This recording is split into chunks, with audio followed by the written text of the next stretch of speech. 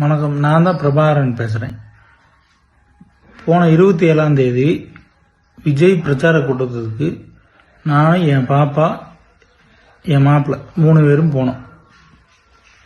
போனதில் 2 பேரும் இறந்துட்டாங்க. எப்படி இறந்தாங்க, எதனால் இறந்தாங்க எப்படின்னு எனக்கு தெரியல. அதனால் பார்த்தீங்கன்னா நான் சிபிஐ விசாரணை வேணும்னு சொல்லிட்டு நானாகவே பார்த்தீங்கன்னா தான் கேஸ் கொடுத்தேன். இப்போ நேற்று காலையில் பார்த்தீங்கன்னா டிஎம்கேலேருந்து எம் ரகுநாதன் சொல்லிட்டு ஒன்றிய செயலாளர் அவர் இந்த மாதிரி 20 லட்ச ரூபா பணம் தரோம், வேலை வாங்கி தரோம், அதை பண்ணுறோம் இதை பண்ணுறோம் அப்படின்னு சொல்லிட்டு எல்லாத்தையும் கேஸ் வாபஸ் வாங்க அப்படின்னு சொல்லிட்டாப்புல. நான் சரின்னு சரி நான் கேட்டுட்டு நான் சொல்கிறேன் அப்படின்னு சொல்லிட்டு அனுப்பிச்சி விட்டேன்.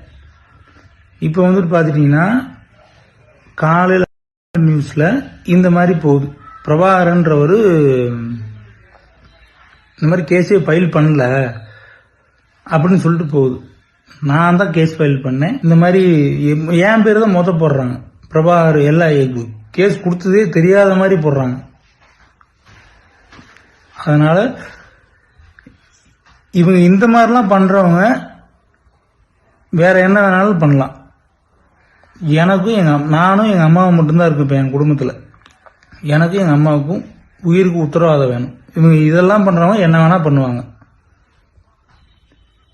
எனக்கும் எங்கள் அம்மாவுக்கும் உயிருக்கு உத்தரவாதம் வேணும். அதுக்கு பார்த்தீங்கன்னா சுப்ரீம் கோர்ட்டு தான் உத்தரவு. அது எனக்கு சொல்ல தெரியல, நீங்கள் தான் பார்த்து பண்ணிக்கணும். நன்றி, வணக்கம்.